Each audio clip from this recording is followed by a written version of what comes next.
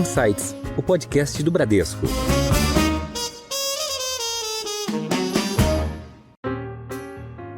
A gente não acredita aqui como grupo que descarbonizar é deixar de investir, porque a gente sabe que indústrias relevantíssimas como o petróleo, elas ainda são necessárias e existe um meio do caminho, né? Então, a gente vai muito nessa filosofia. E quando a gente pensa em grandes projetos sendo aprovados pelo Conselho, por exemplo, né? E a gente faz esse suporte, como a gente pode gerar um plano de transição para aquele investimento e não deixar de investir? Porque a gente sabe que a gente pode fazer melhor que outros players. Até porque tem um custo, né, de investimento tecnológico também, que muitas vezes nem a própria tecnologia existe ainda. Então a transição ela é fundamental para você trilhar esse caminho, né? Olá, tudo bem? Você ouviu agora alguns dos destaques de hoje, mas tem muito mais neste episódio. Eu sou a Priscila Forbes e este é o Insights, seu podcast semanal com ideias que provocam um novo jeito de pensar. Um dos maiores grupos do Brasil em receita, a Cosan é também um dos líderes nacionais no processo de descarbonização de suas atividades. Produção de combustíveis a partir de fontes renováveis, transporte e geração de energia a partir do gás natural são apenas algumas das atividades da holding, que conta com mais de 45 mil funcionários e empresas como Raízen, Rumo, Compass e Move. Como esse gigante está reduzindo as suas emissões e apoiando seus consumidores nessa jornada? Como lucrar e promover a sustentabilidade ao mesmo tempo? Quem tem as respostas para o episódio de hoje, que é mais um da série Net Zero, é Ana Perina, gerente executiva de Relações com Investidores e de ESG da Cosan. Ana, seja bem-vinda ao Insights. Muito obrigada pelo convite, Priscila. Obrigada, Caio. Um prazer estar aqui com vocês. Quem está conosco também para essa conversa é o Caio Andrade, que é Head de ESG do Bradesco BBI. Caio, bem-vindo ao Insights. Muito obrigado, prazer estar aqui, Priscila. Legal. Ana, começando aqui com você, eu queria começar a conversa pedindo para você contar um pouco mais da história, né, dessa gigante que é a Cosan. Em quais segmentos a Cosan atua, comentar um pouco big numbers, né? Você pode dividir algumas dessas informações aqui com os nossos ouvintes? Claro, com certeza. Tenho muito orgulho de contar a história da Cosan, porque ela começou de uma família brasileira investindo no setor sucroenergético, lá em meados de 1930. Então, é uma história que vem de longa data e que tem uma trajetória muito bonita em termos de profissionalização, de diversificação de negócios e de perenidade de estratégia. Então, a Cosan, desde os anos 2000, que ela começou a ter uma identidade e um turning estratégico diferenciado. Primeiro, crescendo no setor sucroenergético, sendo líder, consolidando diversas empresas e formando um portfólio. E a partir de 2008, quando a gente fez a nossa primeira aquisição relevante, que foram os ativos de downstream, né, de distribuição de combustíveis da ExxonMobil aqui no Brasil, então assumimos toda a rede de postos Esso, foi o primeiro movimento estratégico de diversificação. A partir daí, não paramos mais. A gente, além de aquisições como a da Comgás em 2012, a formação da Raízen em 2011, que é a nossa joint venture com a Shell. A Raízen, inclusive, que também já apareceu aqui no Insights, né? Muito orgulhosa, conheço bem a turma lá.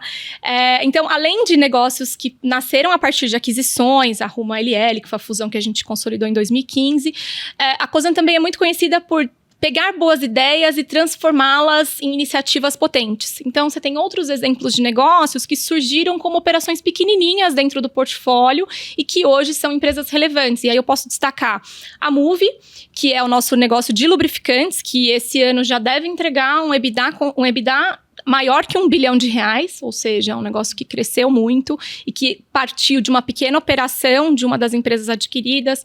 O nosso negócio de terras, nosso investimento em propriedades agrícolas, que é a consolidação das nossas participações em Radar, Telos e Janos, que também surgiu da nossa operação agrícola em cana-de-açúcar. Então, a potência da Cosan é não só a partir de consolidações e de muito foco em eficiência, mas também buscar oportunidades de empreendedorismo, sempre olhando com uma visão de longo prazo. E toda a nossa história, ela foi rumando para a gente chegar onde estamos hoje. Uma das maiores gestoras de portfólio do país, investindo muito na expansão da capacidade do país em potencializar seu potencial de energia renovável, expandir capacidade logística e uma série de outros investimentos relevantes.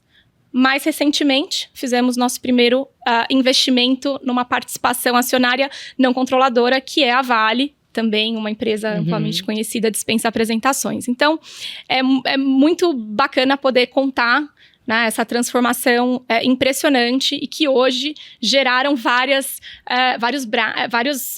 ramificações que estão seguindo a construção de seus próprios portfólios. E é legal que o grupo é totalmente verticalizado, né? Tá atuando ali desde o início da cadeia produtiva, na matéria-prima, né? Nas terras, na cana, né? Até a produção, o beneficiamento, distribuição. Então tá ali em todas as etapas da cadeia, né? Com certeza, Priscila, e acho que uma coisa que a gente aprendeu muito ao longo do tempo é potencializar as nossas habilidades. Então, a gente tem toda essa atuação porque a gente também atua muito bem em parcerias, seja com fornecedores, clientes, sócios estratégicos. Então, a gente tem parceiros que são alinhados conosco em todas essas etapas do processo. Legal, e alguns desses processos, né, e projetos, essas expansões que você comentou, tem um tema que é a Cosan fazendo vários investimentos em projetos de descarbonização, né, em todas essas unidades de negócio, né? Na Raízen, por exemplo, ela assumiu uma meta de ter 80% do EBITDA ajustado sendo proveniente de negócios de fontes renováveis, né? Até 2030. Na Rumo, tem altos investimentos em eficiência do transporte, né? E na Compass tem os investimentos em projetos de biometano. Então, vocês enxergam que todos esses investimentos trazem retornos positivos para todo o grupo?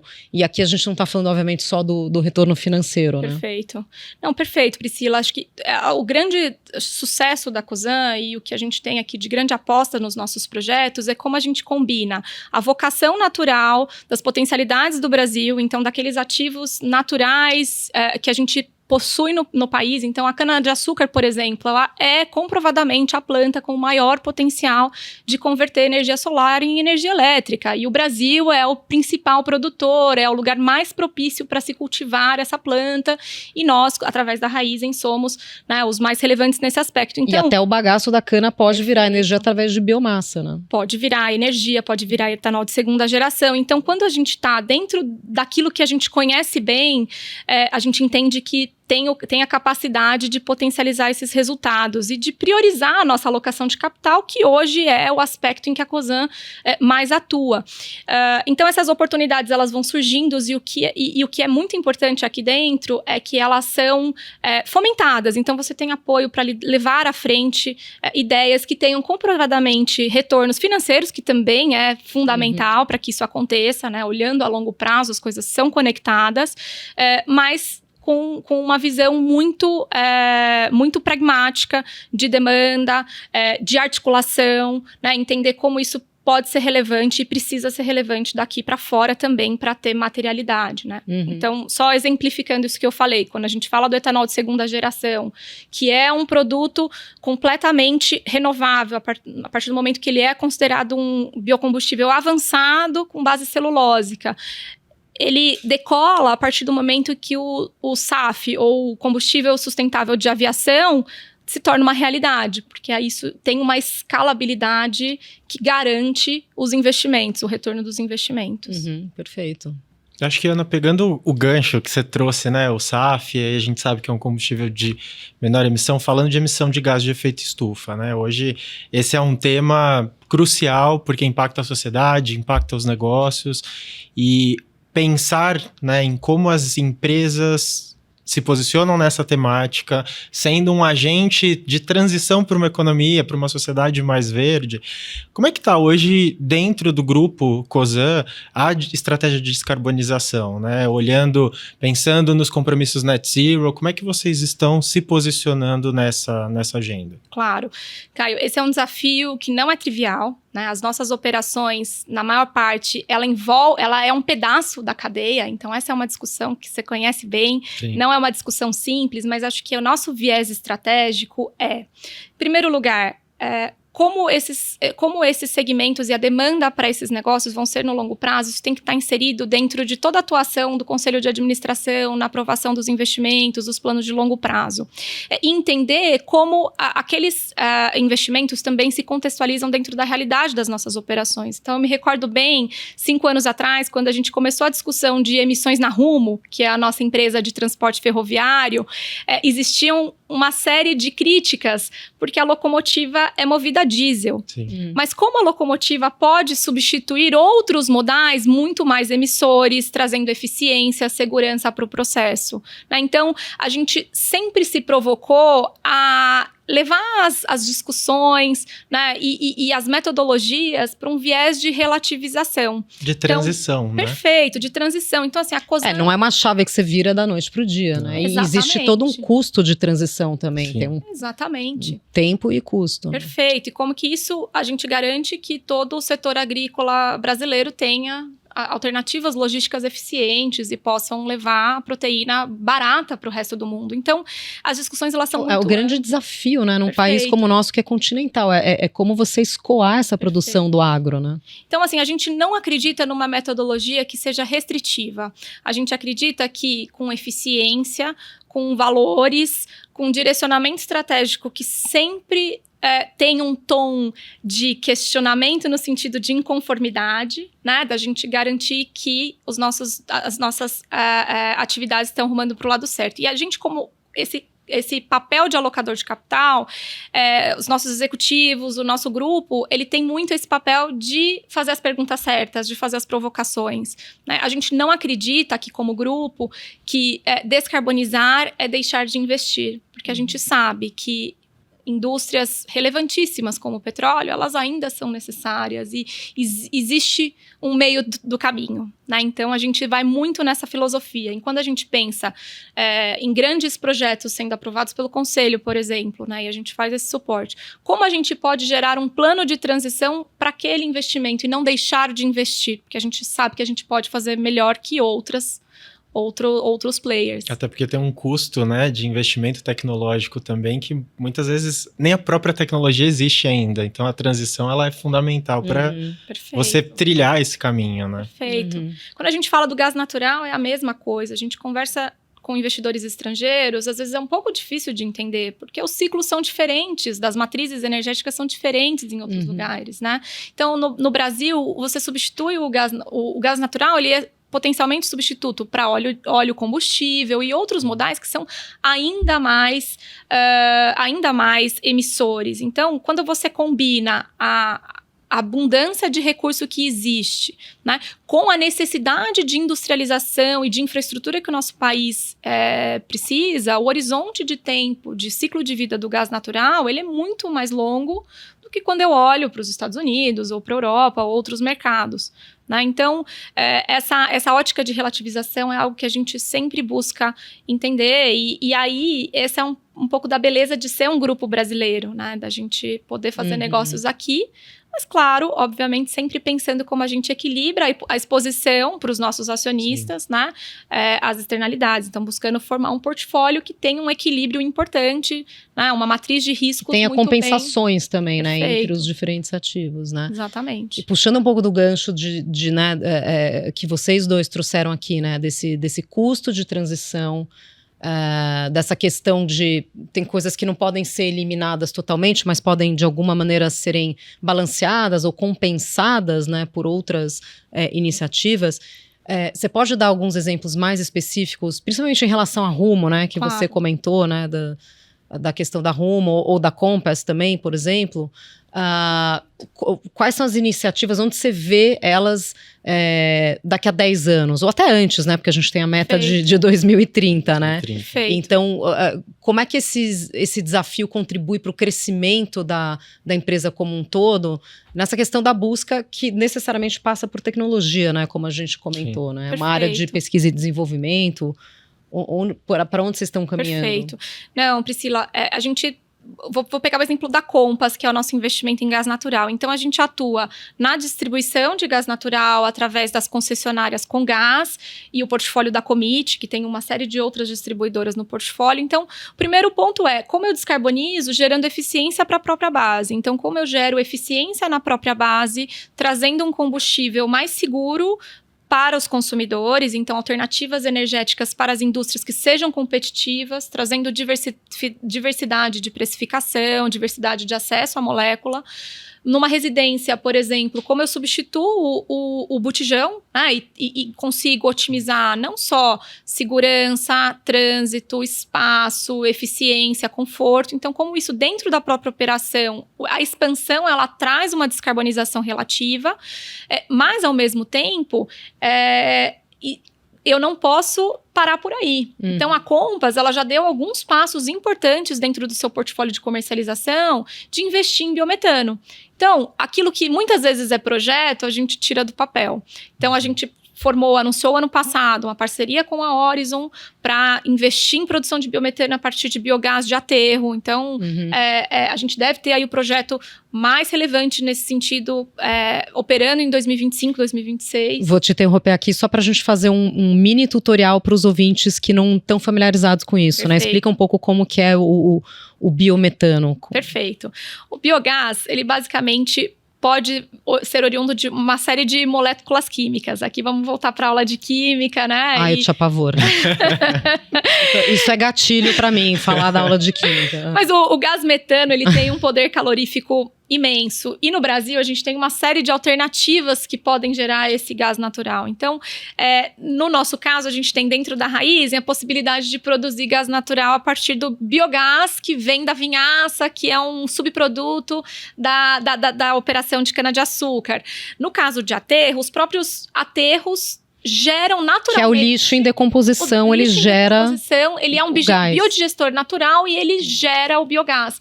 Então, o processo de investimento que a gente está fazendo é como a gente cria a captura eficiente desse biogás, investe em plantas de purificação e transforma esse biogás no biometano, que é a molécula equivalente ao gás natural. Que é inodora? Que é inodora, mas na verdade, o que a gente faz existe uma injeção de um perfume no gás natural, justamente para você conseguir identificar vazamento. Exatamente. Então, assim, desse lado, a Compass investe através da comercializadora. A Comgás, por outro lado, ela, como a concessionária que tem o dever fiduciário de oferecer a melhor alternativa aos clientes, ela está preparando toda a malha, todo o pipeline, então todo o gás que é subterrâneo, para receber essa molécula. Então, todas as adequações, também, de novo, aula de química e física aqui, de pressão e temperatura, etc. Então, ao mesmo tempo que você leva a eficiência a partir da expansão bem feita e a expansão que também traz retorno positivo aos acionistas, você gera uma formação de empregos, segurança para planejamento urbano. Sim. Você leva uma melhor alternativa para o estado e já traz novas possibilidades através de um cardápio de opções na Compass. Uma coisa que a gente quer fazer vamos misturar esse biometano no gás natural que a gente tem, no LNG, para conseguir pulverizar ainda mais esse acesso à molécula. Algo parecido com o que existe no combustível. Perfeito, é a gasolina C, né? Que ela, na verdade, é a mistura da gasolina A, que é o produto que vem do petróleo, com o etanol. Sim. Né? Esse é o combustível que você coloca na bomba. Então, a gasolina que você compra no posto de combustível, ela já tem álcool. Já tem um mandato, ela já tem um percentual que hoje, né, é próximo de 30% e que existe, inclusive, discussões e planejamentos para aumentar essa participação. Ela já gera ela já é completamente acessível. Se você vem para São Paulo, você já percebe, talvez aqui são todos jovens, né? Mas é uma diferença no céu, é brutal. Quando você desce de avião em outras capitais do mundo que não possuem uma penetração do etanol na matriz, né? Agora... Eu gostei dos jovens, porque eu não sou tão jovem assim, então eu lembro ainda do Proálcool. Sou da época do Proálcool, né? Então, mas até isso eu ia te pedir um gancho sobre isso, a questão do compromisso do poder público também, né?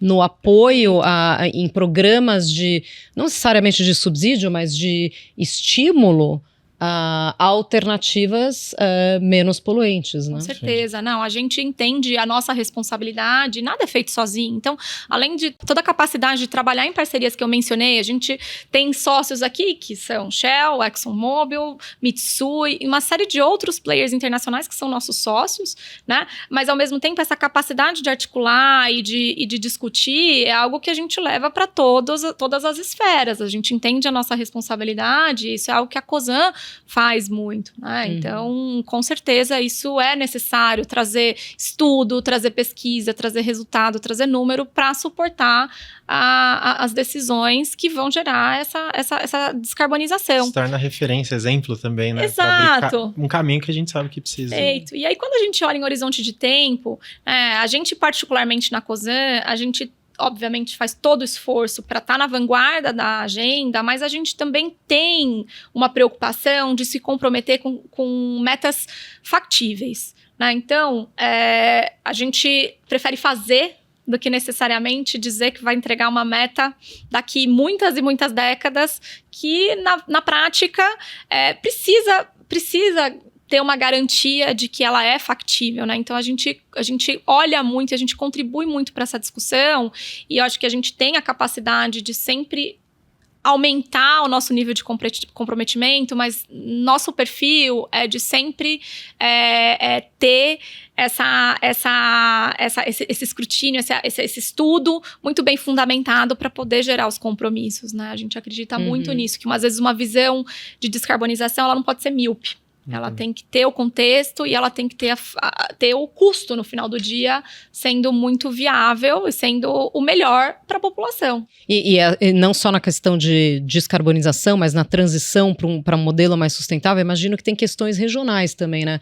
Quando você fala da distribuição de gás, de substituir o botijão, claro, aqui a gente está em São Paulo, o gás é canalizado, mas como é que você distribuir esse gás em regiões rurais ou muito, muito remotas? Ainda tem a questão do botijão, que é pesado, que requer transporte rodoviário. E que é a melhor alternativa. Que aí emite gás de efeito estufa no transporte rodoviário. Exatamente. Ele tem a pegada de carbono no transporte, né? A gente tem olhado para iniciativas, por exemplo, a gente está num momento, né, já muito avançado da construção do nosso terminal de regaseificação em Santos, aqui em São Paulo, que vai trazer GNL, que é o gás natural liquefeito, de fora. A gente tem um acordo de longo prazo com a Total Energies de suprimento desse gás natural que vem liquefeito, e uma das alternativas é como a gente pensa em investir em pequenos módulos, que a gente chama de B2B, né? B2B de pequena escala, de como a gente gera pequenos módulos e que a gente consegue levar grandes botijões, vou usar essa expressão, para cidades que não têm a rede, que elas possam usufruir do gás natural. Como se fosse tipo um caminhão-pipa de gás. Perfeito. Esse é o exemplo. E como que a gente, até que com investimento gradual que vai sendo feito na distribuidora, aquela região seja conectada no pipe. Então, como que a gente consegue democratizar esse acesso? Então, são diversas iniciativas que no final do dia estão olhando para o desenvolvimento do país. Quando a gente olha para a penetração de uma série de serviços utilitários, né, que a gente chama de utilities, no Brasil ainda é muito precário, né, ainda é muito divergente. Então, a gente tem, sim, esse viés de desenvolvimento urbano no final do dia na Compass, né? E aí eu posso citar uma série de outros exemplos no portfólio. Quando a gente fala de lubrificante, o lubrificante ele é um item super importante, não só para o carro, para a moto, para os veículos pesados, mas para a indústria, para a marinha, para a aviação. E como eu posso gerar um consumo mais eficiente de combustível a partir da aplicação correta do lubrificante. Então, na Moove, o que a gente busca é um estreitamento muito próximo aos nossos clientes para desenvolver o melhor produto para aquela indústria, para aquele cliente que consome em larga escala, que vai gerar uma economia, menos paradas e mais eficiência, e no final do dia, menos emissão. Ana, na sua fala de introdução, você já mencionou, né, a Radar, a Telos e a Janus como ali braço da Cosan Investimentos, olhando para aquisição de terra e gestão das terras, né? Hoje se discute muito crédito de carbono, a gente tem, né, inclusive no Congresso, a discussão do mercado regulado de crédito de carbono. Como é que essas empresas conversam com essa nova possibilidade de negócio, né? De fato, é uma estratégia que essas empresas atuem nessa agenda? Explica um pouquinho para a gente. Com certeza. Hoje o nosso portfólio, só dando um pouquinho de contexto, né? O nosso portfólio de terras, eles têm uma concentração hoje relevante em cana-de-açúcar, soja, a gente tem outros investimentos em culturas como algodão e uma série de outras coisas, mas com certeza existe oportunidade para diversificar esse portfólio. E onde é que a gente acredita que agrega valor? Nós somos os gestores da propriedade, mas a gente não opera. Então, a gente tem parceria como, por exemplo, a própria Raizen, ela arrenda terras da Radar para fazer todo o manejo do solo e produzir açúcar, etanol e energia. A SLC, outro player relevante na produção de grãos, eles são parceiros nossos. E eu posso citar uma série de outros parceiros. Então, o nosso papel é garantir que a gente busca as terras que têm um potencial de valorização e garante que a operação, ela não só cumpra todos os requisitos da lei, que, a propósito, a lei brasileira de gestão de propriedades agrícolas, ela é bastante referência, né? Se você compara até com outros países desenvolvidos. Então, a exigência de áreas de preservação, existem uma série de requisitos que são super, já acima do que a média em países desenvolvidos. Então, garantir o cumprimento, mas que também que elas sejam referência nesse aspecto. Então, tanto a gente pode agregar valor oferecendo alternativas que gerem maior produtividade, a gente tem projetos de investimento em irrigação, em formas, né, de garantir maior produtividade das terras, como também a gente tem olhado muito próximo, e aí também de novo com esse viés de alocação de capital, para investimentos em outras culturas ou inclusive olhando para essa possibilidade de investir em terras para preservação e com isso ter o direito ali de se beneficiar do crédito de carbono. Então a gente tem inclusive parceiros que olham junto com a gente. Esse é um investimento que a gente tem olhado de perto. É claro que toda essa combinação precisa funcionar, então a gente precisa garantir que o crédito ele seja remunere. Mas a ideia é esse crédito servir para o net zero da própria empresa, ou realmente é para ser uma coisa superavitária, vamos dizer assim, e você vender, a empresa vender esses créditos? Sim, para comercialização, pensando na preservação de terras. Então, por exemplo, eu invisto em propriedades no norte do país, em áreas que sejam provenientes que tenham floresta, eu garanto a preservação, eu garanto, né, a não exploração. E ainda sequestra carbono. E sequestra o carbono para viabilizar o investimento.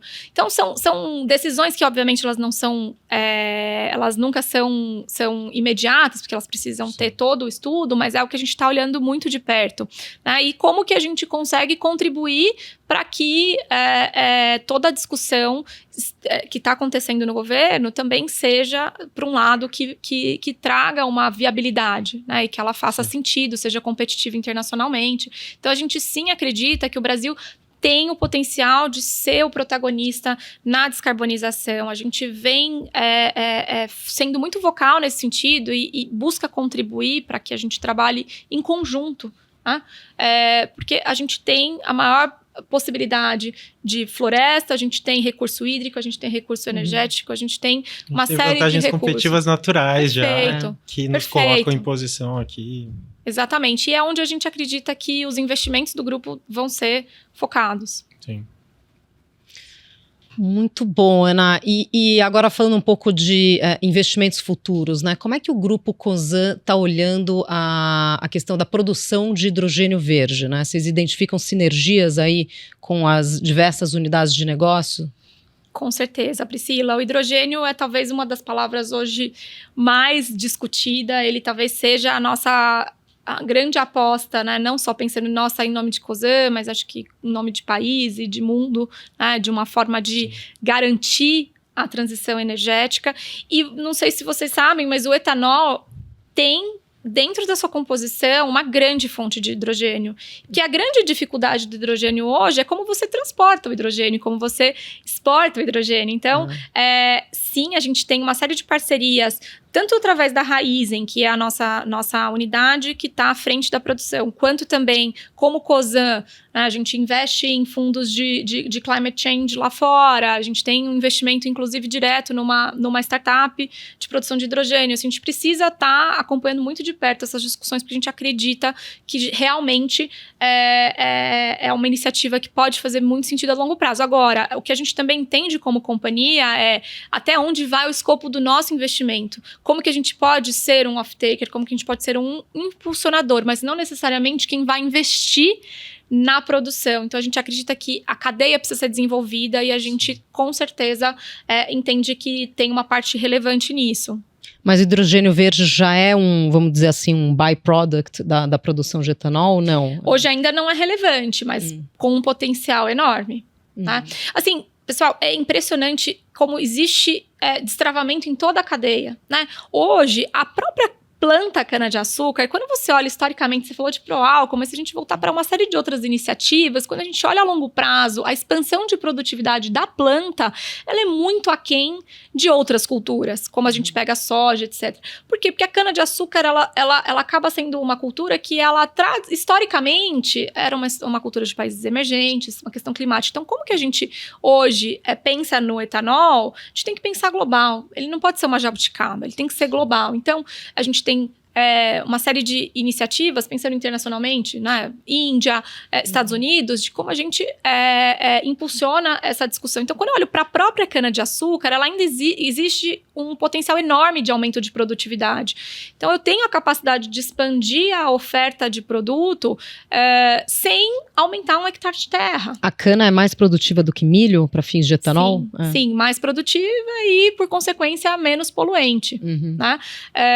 E ela ainda hoje pode ter uma evolução muito importante. Nós temos investido muito no nosso grupo em aumentar a produtividade dentro daquilo que a gente já sabe que precisa fazer, né? Mas ainda existe uma expansão não mapeada. Então, ou seja, todos os elos da cadeia, eles possuem oportunidades de destravamento e de ampliar a oferta, porque para você garantir alternativas, você tem que ter escala. Quando a gente fala do SAF, se a gente considerar que 20% do SAF venha de etanol de cana, a gente já está falando de metade da produção do Brasil. Tá? Então, o oceano de oportunidades ele é muito grande, mas para as iniciativas, de fato, se tornarem realidade, elas precisam ter relevância. É por isso que a gente acredita que a gente precisa focar o nosso investimento. Então, falando de projetos, a gente acredita na Raizen, existe uma série de iniciativas, mas que o nosso principal papel é garantir a viabilidade da tecnologia de produção de etanol de segunda geração, entre outros, mas gostaria de destacar aqui esse projeto.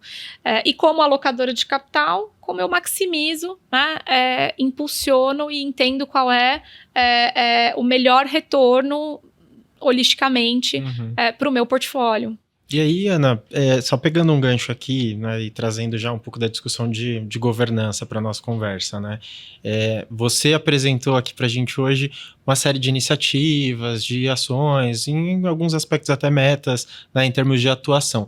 Como controlar, como garantir confiabilidade e execução de tudo isso? Não, com certeza, assim, a gente investiu muito tempo nos últimos anos em criar os mecanismos, criar a estrutura correta que não onere as operações, mas que consiga impulsionar as agendas. Então, nisso a gente está falando desde o Conselho de Administração, né, a criação de um comitê estatutário de sustentabilidade e estratégia, que vai garantir, em última instância, a governança de todas as iniciativas dos negócios e que isso cascateia para os conselhos de administração dos negócios e os reportes e a aprovação dos projetos, mas também, pensando no nível executivo, né?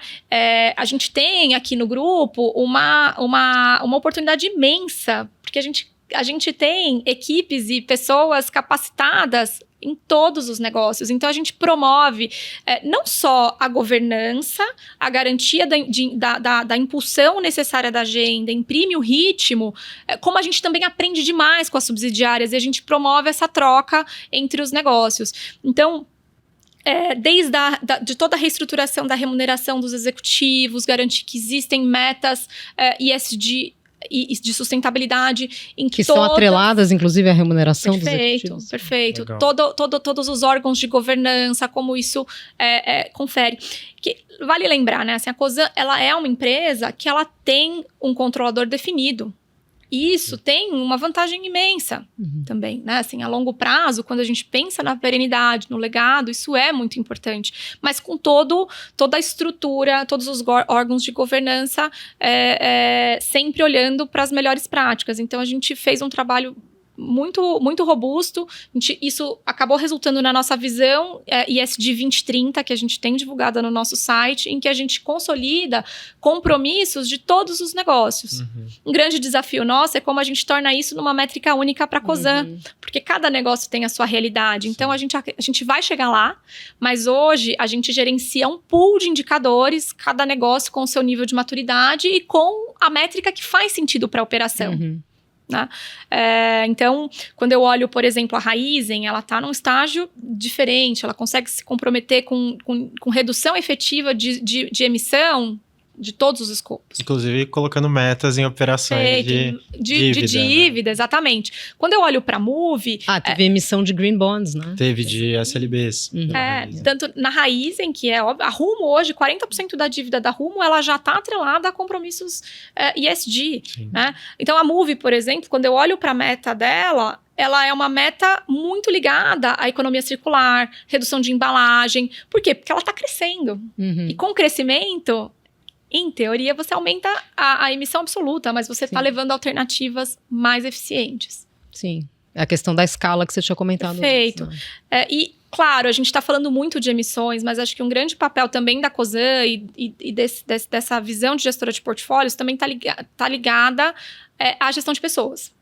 Então, um papel enorme, não só de exigir a governança e de ter essa estruturação, é de como a gente garante a gestão do nosso pipeline de talentos, a atração de pessoas para o grupo. Porque negócios que crescem, elas precisam de pessoas comprometidas, de pessoas engajadas. Então, é muito legal poder enxergar nas novas gerações, nas antigas também, essa maturidade com relação ao ESG e de sentimento de contribuição. Então, isso também permite que a gente consiga alavancar as agendas de diversidade, alavancar as agendas de desenvolvimento e de impacto social. Então, vai muito além do carbono, né? Já que você tocou na diversidade, como que é a diversidade dentro do grupo? Qual que é o percentual de mulheres como você, vamos dizer, em cargos já executivos? Primeiro mulheres no grupo todo, mas depois mulheres no nível executivo como você tá. Olha, eu sou talvez um exemplo vivo, né? Eu tô já há 12 anos no grupo, comecei como analista, tive oportunidades e também com muito esforço. É um grupo que olha muito, né, para contribuição e, como eu falei, a gente tem aqui dentro a capacidade de executar as ideias, de trazer ideias, de propor, de participar de uma série de projetos diferentes. Então, esse intercâmbio entre os negócios é algo que é muito importante. E, claro, dando um passo para trás, a gente é um portfólio de negócios de indústrias tradicionalmente masculinas. Então, o desafio não é pequeno. O desafio, ele está em estágios de maturidade diferente, mas hoje todos os negócios, eles têm um compromisso de 30% de liderança feminina. No caso da Cosan, e aí eu tô dentro desse grupo, de liderança sênior, então cargos a partir de gestão executiva, e a gente mede isso a todo tempo, como também, através da participação nos comitês de pessoas, a gente promove o desenvolvimento. A gente está expandindo a iniciativa de gênero, que eu falei, para outros grupos. Né? Então, quando a gente anunciou, por exemplo, a mudança de CEO no final do ano passado, né? Tudo isso gera movimento, gera oportunidade para as pessoas crescerem. E aí, nesse aspecto, a pauta de diversidade, ela vem muito forte, entendendo o valor dessa diversificação, e a gente já está evoluindo muito. Em gênero, a gente tem já mais de 30% na Cosan, na Compass, a Raízen está super próxima desse número, a Rumo tem um desafio um pouco maior, a ferrovia é uma indústria mais difícil nesse sentido, mas que também tem uma evolução super importante, e a cada ano que passa, é importante a régua subir. Né? Então, como a gente eleva essa régua? Então, o nosso papel como Cosan, a gente é um grupo de 100 pessoas. É como a gente garante que todos os outros milhares dentro do nosso grupo também tem esse olhar, essa visão de oportunidade, de ampliar o leque. Então, é muito satisfatório poder participar e ativamente aí do fomento à pauta. Muito bom. Bom, a gente acabou cobrindo aqui as 3 letras do ESG, né? Claro que o foco foi maior na questão ambiental, mas cobrimos também a parte social e de governança. E agora a gente chega na parte final da nossa conversa, que é a preferida dos nossos ouvintes, que é a nossa tradição aqui no Insights de pedir aos nossos convidados dicas, sugestões culturais, leituras ou qualquer coisa que você ache válido compartilhar aqui com os ouvintes, Ana. Olha, eu vou confessar para vocês que atualmente, unindo o desafio de maternidade, onde que eu não contei para vocês, eu sou mãe de 2 meninos pequenos, Leonardo que acabou de fazer 4 anos e o Rafael de 1 ano e meio. Você tem pouco tempo ou nenhum tempo para leitura. Não, mas eu acho que para nossa sanidade mental é super importante ampliar horizontes, né? E até fazendo um pouco do gancho da pergunta do Caio sobre os nossos potenciais investimentos em crédito de carbono e investimento de áreas de preservação. Um livro que eu comecei agora, que foi super bem recomendado, é o Arrabalde, do João Moreira Salles, que conta um pouco da realidade das populações que vivem dentro da floresta. E eu tenho tido perspectivas e reflexões super, super profundas a partir daí. Então, fico feliz de poder trazer já uma dica de contribuição e aceito dicas também. Podem deixar nos comentários. Depois é só você seguir o arroba no Instagram do Insights, que o pessoal aqui faz a compilação das dicas de leitura. Tem bastante coisa lá. E vou pedir aqui para o Caio, então, ampliar ainda mais essa lista de dicas. Caio? Não, vamos lá. Acho que do meu lado eu vou deixar o Pequeno Manual Antirracista, da Djamila Ribeiro. Sim. Sei que não é uma publicação tão recente, mas eu acho que é essencial para todos nós. A gente estava falando sobre diversidade aqui. A gente tem uma questão de racismo estrutural na nossa sociedade. E de um viés inconsciente, né? E de um viés inconsciente. Então, eu entendo esse livro como fundamental para a gente que quer estar envolvido com essa agenda e entende a importância de fazer esse exercício de olhar para dentro de si, entender os viés inconscientes, entender o que está todos nós temos, né? Tô feliz que esse eu já li.